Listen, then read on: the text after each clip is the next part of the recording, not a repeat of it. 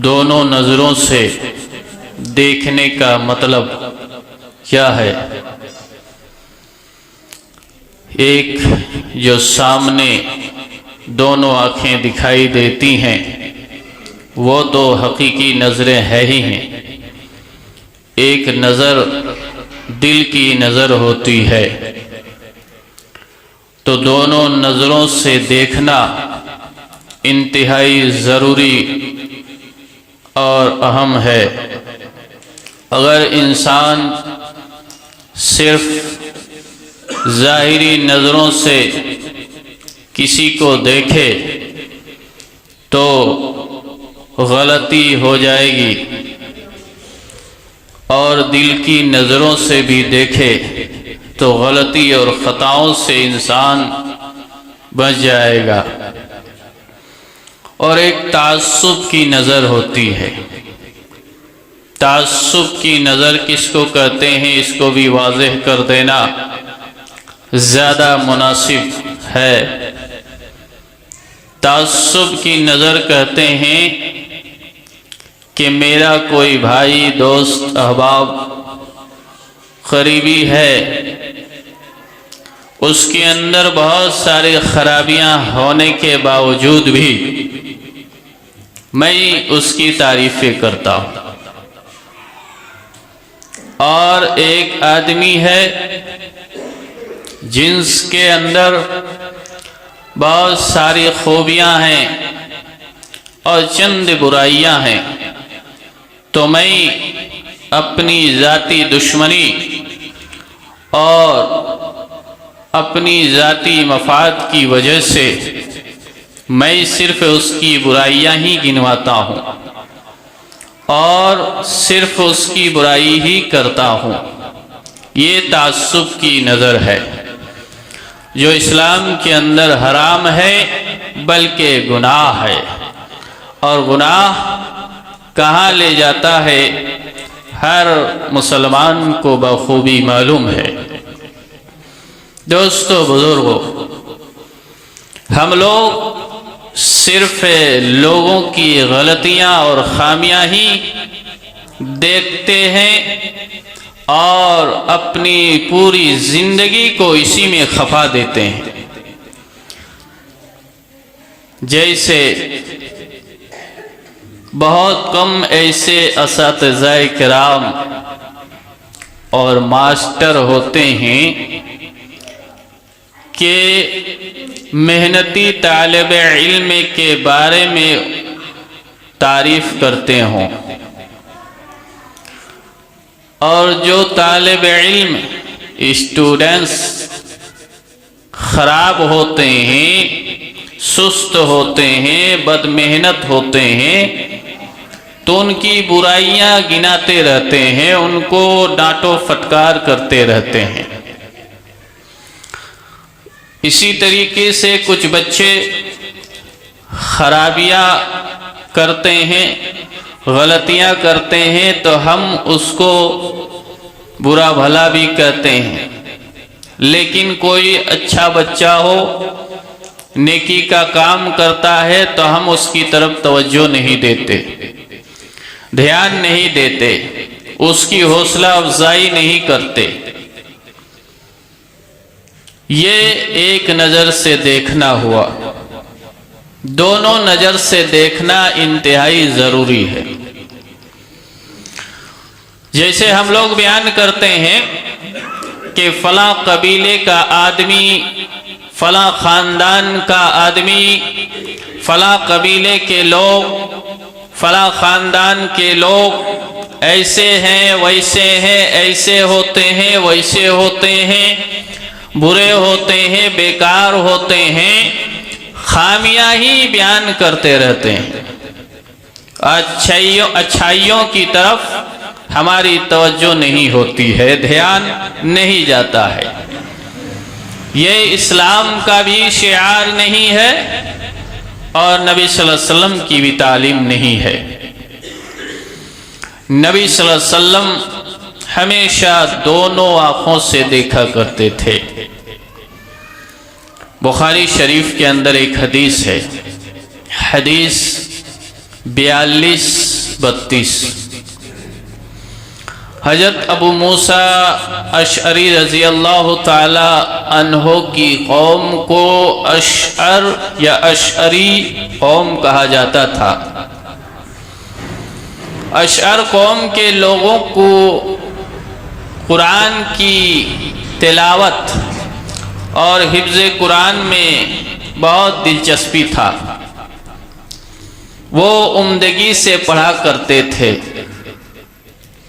ایک مرتبہ آپ صلی اللہ علیہ وسلم کے ہمراہ کہیں جا رہے تھے، بیچ میں پڑاؤ ڈالا، رکے، صبح ہوئی تو لوگ اکٹھا ہوئے، تو آپ صلی اللہ علیہ وسلم نے اشعری لوگوں سے کہا کہ جب میں رات کو ٹہلتا ہوں، گھومتا ہوں، تو اشعری رفقا، میرے اشعری دوست کی تلاوت کی وجہ سے تلاوت میں اتنے منہمک ہوتے ہیں، کلام اللہ کو اتنی بہترین انداز میں پڑھتے ہیں، اس کی وجہ سے میں ان کے خیموں کو پہچان لیتا ہوں، گرچہ میں دن میں ان کے خیموں کو نہ دیکھا ہوتا۔ اشعری قوم کے لوگ تھے، ان کے اندر بھی کچھ کمی بیشی رہی ہوں گی، کچھ کمیاں و خرابیاں رہی ہوں گی، لیکن نبی صلی اللہ علیہ وسلم نے ان کی اچھائیوں کو دیکھا، ان کی خوبیوں کو دیکھا اور ان کی خوبیوں کو بیان بھی کر دیا ان کے سامنے۔ اسی طریقے سے بخاری شریف کی ایک اور حدیث ہے، حدیث 50-48۔ ایک صبح آپ صلی اللہ علیہ وسلم حضرت ابو موسیٰ اشعری رضی اللہ تعالی عنہ سے ملے تو کہا کہ کاش آپ رات کو مجھے دیکھتے کہ میں نے آپ کی تلاوت کتنی غور سے سن رہا تھا۔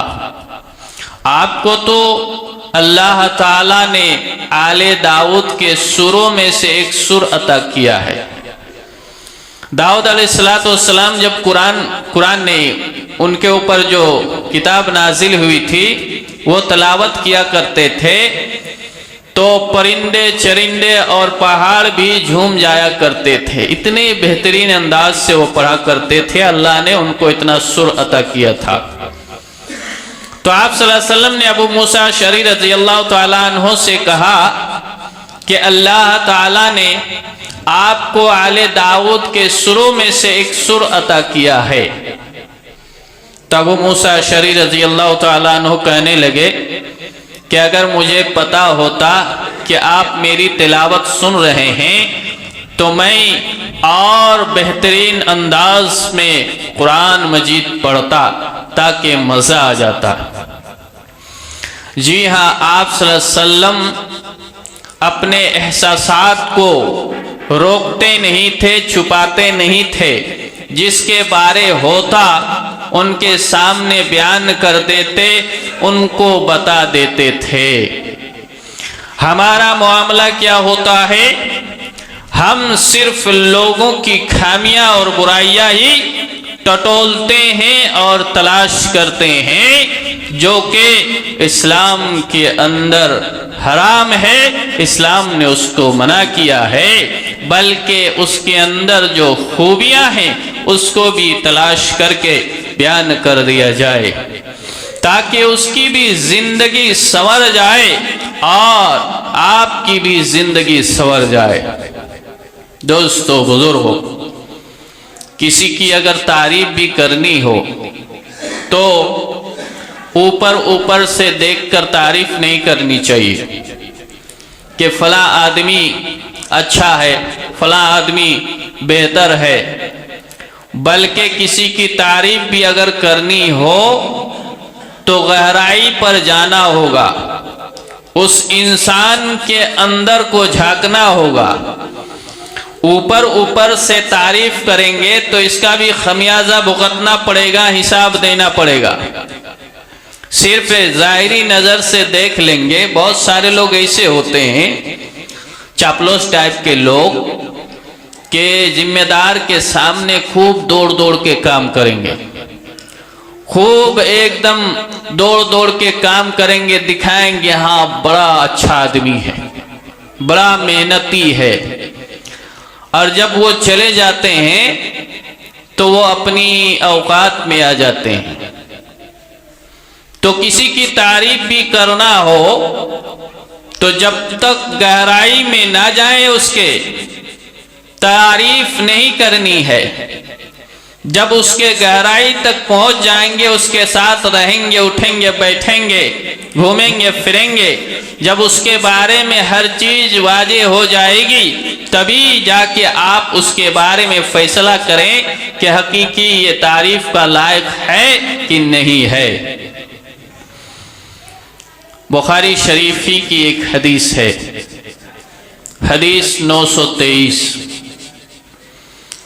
حضرت عمرو بن تغلب رضی اللہ تعالیٰ عنہ جو عام صحابہ میں سے تھے، بہت زیادہ ان کے اندر مہارت نہیں تھی، لیکن ایمان بہت پختہ اور مضبوط تھا۔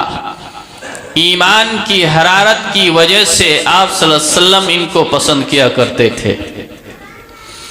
نبی صلی اللہ علیہ وسلم مسجد نبوی میں بیٹھے ہوئے تھے کہ اتنے میں مال غنیمت آیا کہیں سے، تو آپ صلی اللہ علیہ وسلم تقسیم کرنا شروع کیے، تو آپ صلی اللہ علیہ وسلم ہر کسی کو نہیں تقسیم کرتے تھے، ہر کسی کو نہیں دیتے تھے، اس کا قائل نہیں تھے آپ صلی اللہ علیہ وسلم، بلکہ کچھ کو دیتے اور کچھ کو چھوڑ دیتے۔ تو جن کو نہیں عطا کیا تو وہ ناراض ہوئے دل ہی دل میں کہ ہمیں کیوں محروم رکھا گیا۔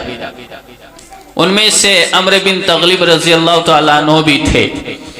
آپ صلی اللہ علیہ وسلم تک یہ بات پہنچی، کان میں ٹکرائی، آپ صلی اللہ علیہ وسلم منبر پر چڑھے اور حمد و ثنا بیان کی اللہ کی، اور کہا اما بعد، واللہ میں ان لوگوں کو عطا کرتا ہوں جو لالچی ہیں، جو دل میں ان کو صبر نہیں ہے، میں ان کو دے دیتا ہوں، اور میں ان لوگوں کو نہیں دیتا جن کے دل میں اللہ نے ایمان کی حرارت رکھی ہے، ایمان کی چاشنی رکھی ہے، ایمان کا جذبہ ہے، اللہ نے ان کے دل میں خیر رکھا ہے، شر سے دور رکھا ہے، میں ان کو ان کے دل کے حوالے کر دیتا ہوں، اور میں جن کو عطا کرتا ہوں ان سے کہیں زیادہ میں ان لوگوں سے محبت کرتا ہوں جن کو میں عطا نہیں کرتا، جن کو میں نہیں دیتا ان کو کہیں زیادہ میں پسند کرتا ہوں۔ تو حضرت عمرو بن تغلب رضی اللہ تعالی عنہ جب یہ بعد میں یہ حدیث بیان کیا کرتے تھے تو کہا کرتے تھے کہ مجھے آپ صلی اللہ علیہ وسلم کے ان جملوں سے زیادہ سرخ اونٹ پسند نہیں ہے۔ عرب میں سرخ اونٹ کی بڑی قدر و قیمت ہوتی ہے آج بھی۔ تو وہ کہا کرتے تھے کہ آپ صلی اللہ علیہ وسلم کے ان جملوں سے مجھے سرخ اونٹ زیادہ پسند نہیں ہے، بلکہ مجھے آپ صلی اللہ علیہ وسلم کے ان جملوں سے بے حد محبت ہے اور پیار ہے۔ دوستو، بزرگو، اس حدیث سے بھی یہ بات پوری طرح واضح ہو گئی کہ اگر کسی کی تعریف بھی کرنی ہو تو اس کی گہرائی تک جانا ہوگا، اس کے دل تک جھانکنا ہوگا۔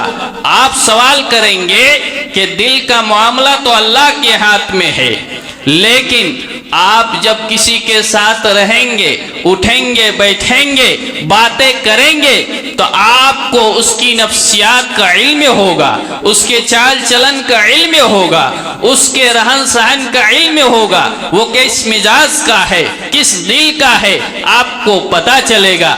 آپ کو اگر پرکھنا ہے کسی کو تو حضرت عمر فاروق رضی اللہ تعالیٰ عنہ کہتے ہیں کہ اس آدمی کے ساتھ سفر کر لو، حقیقی پتہ چلے گا کہ اس کا کس طرح کا رویہ ہے، وہ آدمی کس ڈھنگ کا ہے، کس طریقے کا ہے۔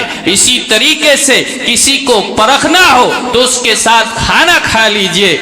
دوستو بزرگو، اگر کسی کی تعریف بھی کرنی ہے تو اس کے اندرونی جھانکنا پڑے گا، تبھی تعریف کر سکتے ہیں، ورنہ اگر صرف ظاہری نظر سے کسی کو دیکھ کر تعریف کرنے لگیں گے تو حساب دینا پڑے گا کل قیامت کے دن۔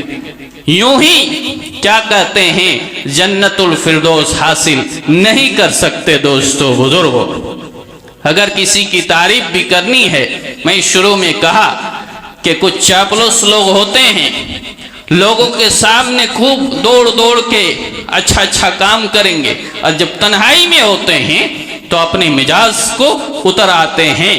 تو تعریف بھی کرنی ہے تو بڑی احتیاط سے، یوں ہی ظاہری نظر سے دیکھ کر تعریف نہیں کرنی ہے، ورنہ حساب دینا پڑے گا۔ دوستو بزرگو، دونوں نظروں سے دیکھنے کا مطلب یہ ہے کہ صرف ہم نظر سے یہ نہ دیکھیں کہ یہ غریب ہے اور یہ امیر ہے، ایسا نہیں دیکھنا، بلکہ ظاہری نظر سے دیکھنے کے ساتھ ساتھ دل کی نظر سے بھی دیکھیں، اور تعصب کی نظر کو تو بالکل ہٹانا ہوگا۔ تعصب کی نظر میں دیکھنا نہیں ہے، نہیں تو کل قیامت کے دن زبردست حساب دینا پڑے گا۔ تعصب کی نظر میں نے شروع میں بتا دیا، پھر کچھ لوگ نہیں تھے، پھر بتا دوں کہ ایک آدمی کے اندر بہت ساری خرابیاں ہیں، لیکن میرا چہیتا ہے تو مجھے وہ پسند ہے، وہ تمام برائیاں چھپا دیتا ہوں اور چند اچھائیاں ہیں اسی کو اجاگر کرتا ہوں۔ اور ایک آدمی کے اندر بہت ساری خوبیاں ہیں، لیکن میرا ذاتی اس کے ساتھ بھید بھاؤ ہے اور دو چار برائیاں ہیں، اسی کو اجاگر کرتا ہوں اور لوگوں کے سامنے رسوا کرتا ہوں۔ یہ تعصب کی نظر ہے۔ یہ نظر اگر ہو جائے کسی کے اندر، کل قیامت کے دن سخت خمیازہ بھگتنا پڑے گا۔ دوستو بزرگو، دونوں نظریں کھلی ہونی چاہیے، ظاہر نظریں بھی اور دل کی نظر بھی، جیسا کہ نبی صلی اللہ علیہ وسلم کا تھا۔ بخاری شریفی کی حدیث ہے، حدیث 99۔ حضرت ابو ہریرہ رضی اللہ تعالیٰ عنہ نے ایک دفعہ آپ صلی اللہ علیہ وسلم سے پوچھا کہ اللہ کے رسول، قیامت کے دن آپ کی شفاعت کا مستحق کون ہوگا، حقدار کون ہوگا؟ تو آپ صلی اللہ علیہ وسلم نے تعریفی بھرے جملوں میں کہا کہ مجھے یقین تھا کہ تم جس طریقے سے حدیث کا شوق رکھتے ہو، تم سے پہلے کوئی یہ بات مجھ سے نہیں پوچھے گا، اور تم ہی نے پوچھ دیا۔ تو قیامت کے دن میری شفاعت کا حقدار وہ ہوگا جو لا الہ الا اللہ صدق کے دل سے پڑھا ہوگا، شرک کبھی نہیں کیا ہوگا، وہی میری شفاعت کا حقدار ہوگا۔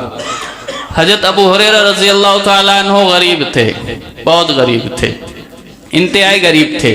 ہم اور آپ ہوتے تو کیا کرتے؟ یہ کیا بھیجا خراب کرتا ہے، پیچھے پیچھے لگا رہتا ہے، یہی کہتے۔ نبی صلی اللہ علیہ وسلم نے شوق دیکھا، علم کا شوق، تعریف کر دی ان کی۔ آپ صلی اللہ علیہ وسلم اس کے دل کو جانتے تھے، اس کے ساتھ رہتے سہتے تھے، جانتے تھے، اسی لیے تعریف کی۔ تو تعریف بھی بڑی احتیاط سے کرنی ہوگی، نہیں تو اس کا بھی حساب دینا پڑے گا۔ دوستو بزرگو، ایک آدھ حدیث بیان کر کے اپنی بات ختم کروں گا۔ آج ہم لوگ دو نظر سے نہیں دیکھتے، ایک نظر سے دیکھتے ہیں۔ وہ کیسے دیکھتے ہیں ایک نظر سے؟ آج ایک امیر ہے، ہم ان کی واہواہی کرتے ہیں، ایک غریب ہے، اس کو دھتکارتے ہیں۔ یہی امیر کل غریب ہو جائے گا، اس کو دھتکاریں گے، یہی غریب کل امیر ہو جائے گا، اس کی واہواہی ہوگی۔ یہ تعصب کا نظر ہے، یہ تعصب کی نظر ہے جو کل حساب دینا پڑے گا۔ اور یہ امیر غریب ہو سکتا ہے، پھر غریب سے امیر ہو سکتا ہے، اور یہ غریب فقیر امیر ہو سکتا ہے، پھر امیر سے غریب بھی ہو سکتا ہے۔ یہ تو پہیا ہے، جیسے میلہ میں دیکھتے ہیں پہیا گھومتا ہے تو صرف اوپر نہیں رہتا ٹاپ کو، پھر یہاں بھی آتا ہے، یہاں بھی آتا ہے، یہاں بھی آتا ہے، یہ چکر لگتا رہتا ہے زندگی میں۔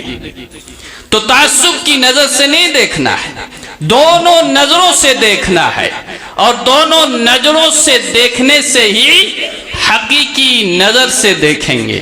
دوستو بزرگوں، اور تعصب کی نظر چھوڑ دیجئے گا، یہ نہیں کہ میرا بھائی ہے، ہزاروں برائیاں ہیں اور میں دو اچھائیوں کو لے کر اس کی تعریفیں کرتا پھروں، اور ایک اچھا آدمی ہے، انتہائی نیک آدمی ہے، میری تھوڑی سی ذاتی دشمنی ہے اور ایک آدھ برائی ہے، ہم اسی کو اجاگر کرتے پھریں گے اور لوگوں کے سامنے اس کو بیان کریں گے اور رسوا کریں گے۔ یہ انتہائی غلط ہے، غلط سوچ ہے، جس کا خمیازہ بھگتنا پڑے گا۔ باریکی کو دھیان دیجئے گا دوستو بزرگوں، صرف ظاہر میں سفید سفید اور سفید سفید کام کر کے کام نہیں چلے گا۔ لوگوں کے سامنے جیسے عمل ہے، اکیلے میں بھی وہ عمل ہونا چاہیے۔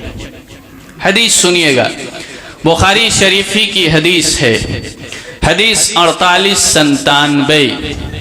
حدیث کا صرف ٹکڑا سناؤں گا، پوری حدیث کا وقت نہیں ہے۔ حضرت سلمان فارسی رضی اللہ تعالیٰ عنہ یہ عرب نہیں تھے، یہ فارس تھے، یعنی ایران کے تھے، ابھی اس کا نام ایران ہو گیا، ایران کے تھے، بڑے رئیس آدمی تھے، بہت زیادہ رئیس آدمی تھے، عام بھاشا میں کہوں بہت امیر تھے۔ تو وہ حق کی تلاش میں نکلے، تلاش کرتے کرتے شام کو پہنچ گئے۔ شام میں ایک آدمی نے دھوکے سے ان کو غلام بنا لیا اور کسی یہودی سے ان کو بیچ دیا۔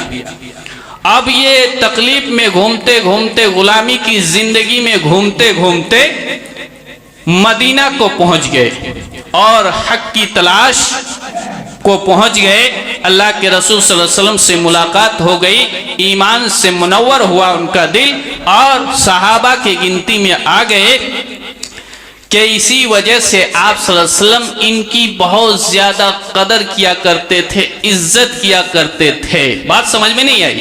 یہ غلام ہو گئے، یہ غلام ہو گئے، لیکن پہلے بہت زیادہ رئیس تھے، اور رئیس کی زندگی کیسی ہوتی ہے، ان کی سوچ کیسی ہوتی ہے، اس بنا پر ان کی قدر کیا کرتے تھے۔ آج ہم کیا کرتے ہیں؟ جو امیر ہے ان کی واہواہی کرتے ہیں، یہی کل غریب ہو جائے گا، ان کو دھتکاریں گے۔ آج غریب ہے، اس کو دھتکار رہے ہیں، کل یہی امیر ہو جائے گا، اس کی واہواہی ہوگی۔ یہ تعصب کا نظر ہے۔ حقیقی نظر کیا ہے؟ دل کی نظر ہے کہ وہ رئیس تھے، وہ حقدار ہے عزت کے، ان کا کیا کہتے ہیں وقار تھا، اس وقار کو ٹھیس نہیں پہنچائے، بلکہ غلامی کی زندگی میں بھی ان کا وقار کو باقی رکھا نبی صلی اللہ علیہ وسلم نے۔ یہی اسلام کی تعلیم ہے، یہی اسلام کا نظام ہے۔ دوستو بزرگوں، اس کا کہنے کا مطلب یہ ہے کہ ہر انسان کی عزت ہونی چاہیے، عزت نفس ہر انسان کی ہوتی ہے، ایک بچہ کی بھی عزت ہونی چاہیے، ہر انسان عزت چاہتا ہے۔ دوستو بزرگوں، یہی دونوں نظروں سے دیکھنا ہے۔ ایک نظر سے دیکھنے کا مطلب یہ ہے کہ میرا قریبی ہے، میرا احباب ہے، میرا دوست ہے، تو میں اس کی واہواہی کروں، اور میرا تھوڑا سا دشمن ہے، تھوڑی سی بات میں کبھی اختلاف ہو گئی، اب بدلہ تو لوں گا، ذلیل کروں گا، تو کل قیامت کے دن اس کا بھی حساب دینا پڑے گا۔ دوستو بزرگوں، اس کے بارے میں قرآن میں بہت ساری آیات ہیں، ریکارڈ بھی ہو رہا ہے، کسی کو بھی دکھا کے بیان کروا سکتے ہیں، مجھے کوئی اعتراض نہیں۔ دوستو بزرگوں، میں زیادہ وقت نہیں لیتا، بالکل بھی نہیں لیتا۔ آخر میں دعا ہے کہ اللہ تعالی ہم تمام مسلمانوں کو عقل سلیم کی توفیق دے، اور دونوں نظروں سے دیکھنے کی توفیق دے۔ جو حقیقی نظریں ہیں اس نظر سے بھی دیکھنے کی توفیق دے، اور جو دل کی نظر ہے اس سے بھی دیکھنے کی توفیق دے، اور جو تعصب کی نظر ہے اس سے ہمیں بچنے کی توفیق دے۔ اقول قولی ھذا استغفر اللہ الذی لا الہ الا ھو الحی القیوم واتوب الیہ۔